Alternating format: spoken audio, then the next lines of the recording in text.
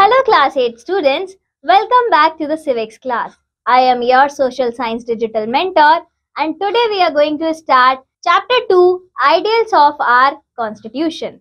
Learning objectives, the making of the Constitution, salient features of the Indian Constitution, directive principles of state policy, need for the Constitution, fundamental rights, fundamental duties. Let's warm up. Look at the following pictures. Identify the famous personalities pictured alongside. What role did they play in the making of the Constitution? Application skills. Today, Class 8A is conducting an election to choose the class captain. The teacher has written the rules for the election on the blackboard. 5 students have been selected as candidate. Each candidate will make a 2-minute speech about why he/she deserves to be elected. Then the students will write down their choice on a piece of paper and put it into a box. 2 students will help the teacher count the votes cast. At the end of the period, the name of the new class captain will be announced. As the rules and regulations are clear, the elections will be conducted in a free and fair manner. The teacher tells the class that rules are needed to bring order in the society and make people cooperate with one another. Without rules, life will become extremely chaotic. Do you agree with the teacher? Give reasons. Making of the Constitution. The founding fathers of India's Constitution had the vision of a rapidly progressing India.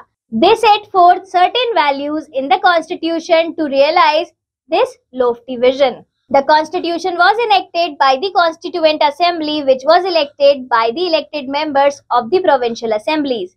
Jawaharlal Nehru, C. Rajagopalachari, Dr. Rajendra Prasad, Sardar Vallabhbhai Patel, Maulana Abul Kalam Azad, Shyama Prasad Mukherjee and Nalini Ranjan Ghosh were some important figures in the assembly. Sarojini Naidu, Hansa Mehta, Durgabai Deshmukh and Rajkumari Amrit Kaur were the important women members. The first president temporary of the Constituent Assembly was Sachidanand Sinha, but later on Dr. Rajendra Prasad was elected as the president of the Constituent Assembly. The Constituent Assembly met for the first time on 9 December 1946. In this picture, you can see the first day of the Constituent Assembly of India. From right to left, B.G. Khair and Sardar Vallabhbhai Patel, K.M. Munshi is seated behind Patel. On 14th August 1947, during the meeting of the Assembly, a proposal for forming various committees was presented, which included a committee on fundamental rights, the Union Powers Committee and the Union Constitution Committee. On 29 August 1947, the drafting committee was appointed with Dr. Ambedkar as the chairman along with 6 other members. A draft constitution was prepared by the drafting committee and submitted to the Assembly on 4th November 1947. The Assembly met in sessions open to the public for 166 days, spreading over a period of 2 years, 11 months and 18 days before adopting the Constitution. The draft Constitution was passed on 26 November 1949. Need for the Constitution. The Constitution is needed for the following reasons. Number 1. In a democratic government, the citizens participate in the functioning of the government either directly or indirectly. It is the Constitution in which government's power and citizens' rights are clearly defined. It prevents the government from misusing its powers and thus safeguards the rights of the citizens. Number 2. The Constitution is not a mere document but a living document at that. This means that it constantly grows and evolves according to the needs, requirements and aspirations of the people of the country. Number 3. It consists of certain ideals that form the basis of the kind of country that we aspire to move as citizens. That is, it tells the fundamental nature of our society. Number 4. A country is usually made up of different communities of people. The Constitution helps serve as a set of rules and principles that all persons in a country can agree upon. Number 5. The Constitution defines the nature of a country's political system. In a democracy, the people choose their leaders so that they can exercise power and act responsibly on their behalf, but often they misuse their authority. The Constitution lays down the rules that guard against this misuse of power by our elected leaders. Number 6. A constitution ensures that a dominant group doesn't use its power against other less powerful people or groups. It ensures that minorities are not excluded from anything that is routinely available to the majority. Salient features of the Indian Constitution. Our Constitution starts with a preamble. The preamble means an introduction in which the purpose of the Constitution is set out. It contains the ideals and basic principles of the Indian Constitution. Our Constitution wants to achieve these ideals. The salient features of our Constitution are as follows. A detailed written Constitution.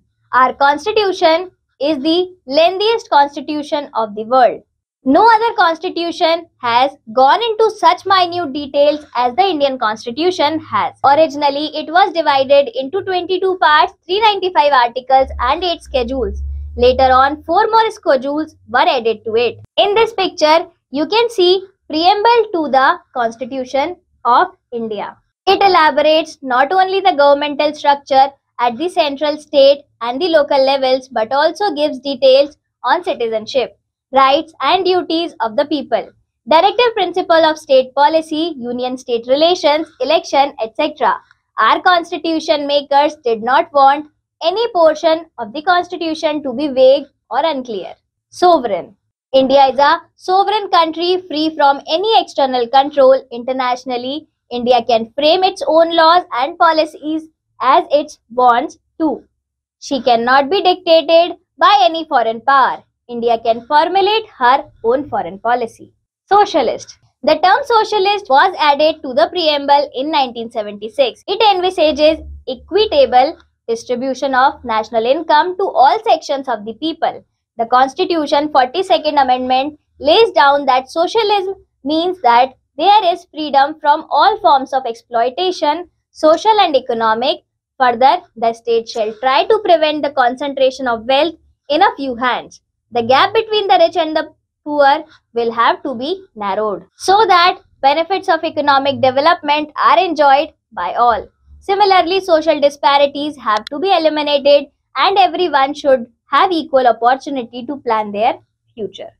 Secular. The word secular was added to the preamble in 1976 through 42nd Amendment to reaffirm that politics is separate from religion.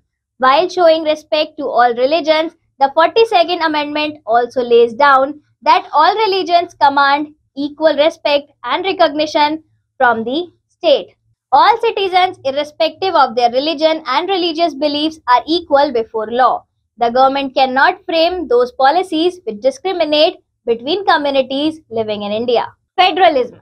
India has a federal form of government. This means that our country is governed at 2 levels, that is, at the center and at the state, and now at the Nagarpalika and Panchayat levels also.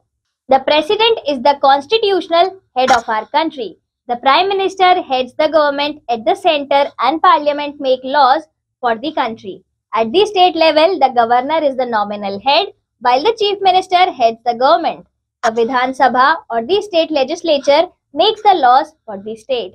The power and functions of the center and the state governments have been clearly defined under 3 lists: Union List, State List and Concurrent List. Parliamentary system. The legislature in the center is called the Parliament or the Sansad. In this image, you can see Parliament House. India has a parliamentary form of government. This means that the Parliament is supreme and represents the will of the people of the country. Our Constitution guarantees universal adult suffrage for all citizens. That is, all the people of India who have attained a specific age can vote. Separation of powers. The 3 organs of the state are the legislature, the executive and the judiciary.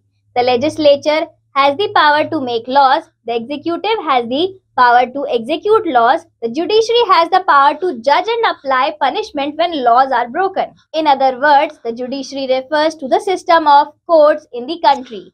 It acts as the guardian of the Constitution and ensures that the provisions of the Constitution are followed.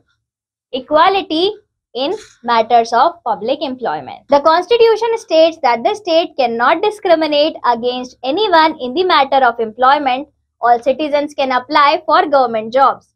Abolition of untouchability. The Constitution abolishes the practice of untouchability. Practice of untouchability is an offense and anyone doing so is punishable by law. Fundamental rights. Human rights are important for a person to lead a dignified life. These rights undergird the fundamental rights and form the basic democratic setup. The success of democracy depends upon the success of these rights. The 6 fundamental rights recognized by our Constitution are right to equality, right to freedom, right against exploitation, right to freedom of religion, cultural and educational rights, the right to constitutional remedies. Number 1. Right to equality, Article 14 to 18. According to our Constitution, all citizens will be equally protected by the law of the country. That is, all persons are equal before the law. The state cannot discriminate against a citizen on the basis of race, caste, sex, religion, or place of birth. The practice of untouchability has been abolished. Every citizen has access to all public places such as playgrounds, shops, hotels, etc. All citizens can apply for government jobs. Number 2. Right to freedom, Article 19 to 22. Our Constitution has given the right to freedom to every citizen. Under this right, a citizen has the right to freedom of speech and expression, the right to move freely and reside in any part of the country, and the right to practice any profession, occupation, or business.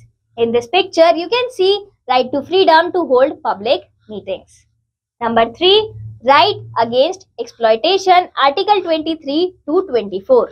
Though slavery in its ancient form may not be a problem in our country today, but its newest form called exploitation is no less a serious challenge to human freedom and civilization. In this picture, you can see a protest against child labor. It is in this view that our Constitution has made provisions against the so-called exploitation. Article 23 and 24 of the Constitution provide 2 provisions. Number 1, abolition of trafficking in human beings and forced labor, and number 2, the abolition of employment of children below the age of 14 years in any factory or mine or in any other hazardous activity. Number 4, the right to freedom of religion. Article 25 to 28. Every citizen in India has the right to worship, practice and propagate his/her own religion. In the eyes of law, all religions are equal. Every one of us should pay respect to other religions. Number 5. Cultural and educational rights. Article 29 to 30. Being a large country, there is a diversity of culture in India. All cultural groups have the freedom to preserve and promote their languages and traditions. Number 6. Right to constitutional remedies, Article 32. This gives authority to the citizen to move to the high courts and the Supreme Courts if they believe that any of their fundamental rights has been violated by the state.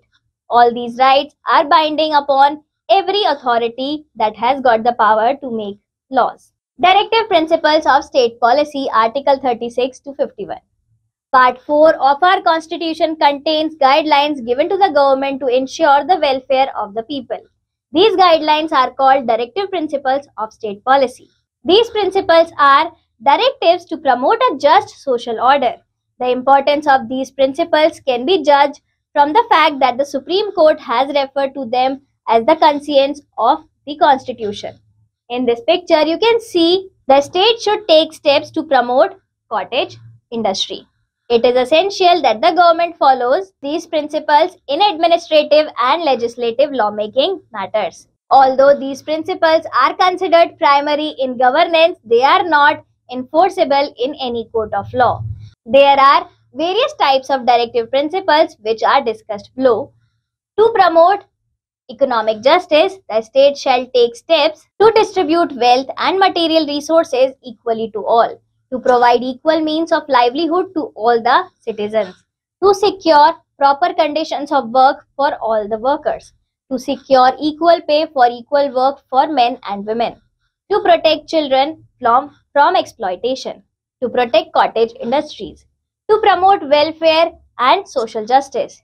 the state shall take steps to help the sick, aged, disabled, and unemployed, to promote the educational and economic interest of the weaker sections of the society, to give free legal aid to the poor so that they are not denied justice, to provide care and education to all children up to the age of 14, to raise the standard of living of people and improve public health, to organize agriculture and animal husbandry on modern scientific lines, to protect and ignore milch cattle and prohibit the slaughter of cows, calves, and other milch and draught cattle, to ban intoxicating drugs and drinks, to strengthen the democratic system. The state shall take steps to ensure the separation of the judiciary from the executive and enable the judiciary to be independent and impartial, to establish village panchayat as units of local self-government, to establish a uniform civil code UCC in the country, to establish uniform laws relating to marriage, divorce, and inheritance for all citizens, to preserve our natural and cultural heritage. The state shall take steps to protect all monuments, places, and objects of national importance, to protect wildlife and forest. Principles for promotion of international understanding. The state shall take steps to promote international peace and security, to maintain just and honorable relations with other nations, to promote respect for international treaties and laws. Fundamental duties. Article 51A. Rights cannot exist in isolation. Rights and duties are interrelated. People will understand the value of rights only if they are under the obligation to perform certain duties. For this purpose, the 42nd Amendment Act of 1976 added some responsibilities for the citizens in the Constitution called the fundamental duties. The fundamental duties are as follows. We should show respect to our national symbols like the national anthem and the national flag. There were certain ideals like democracy, non-violence, and secularism that inspired our freedom fighters during the national movement. We must respect these ideals and follow them in our daily lives. We should protect the sovereignty, unity, and integrity of our country. Whenever required, we should be prepared to show our patriotism by defending our country. We should promote harmony and brotherhood among people by giving up differences based on religion, language, and region. We must take care of public property. We must preserve our natural environment such as forests, rivers, lakes, and wildlife from destruction and degradation. We must develop scientific attitude. This means that we should discard superstitious beliefs. We must not follow harmful social practices such as dowry, alcoholism, drug addiction, and gambling. We must value and preserve our rich cultural heritage. It is the duty of the parents or the guardians to send their children to school. We must realize that the feeling of the responsibility towards these duties will help strengthen our democracy and lead our country toward progress and prosperity. Value and life skills. Sana is a 12-year-old girl who lives in Afghanistan. She longs to go to school but is forbidden from doing so by the powerful tribal leaders who control her village. Discuss amongst yourself what kind of discrimination is this? What impact will it have on her future? Recapitulation. The Constitution is a fundamental legal document according to which the government of a country functions. The preamble states the aims and objectives of our Constitution. Every government must keep these in mind while making laws. Our Constitution guarantees 6 fundamental rights: right to equality, right to freedom, right against exploitation, right to freedom of religion, constitutional, cultural and educational rights, and right to constitutional remedies. Our Constitution also lists the fundamental duties which all citizens must perform. Thank you, class. Let's meet again in the next chapter.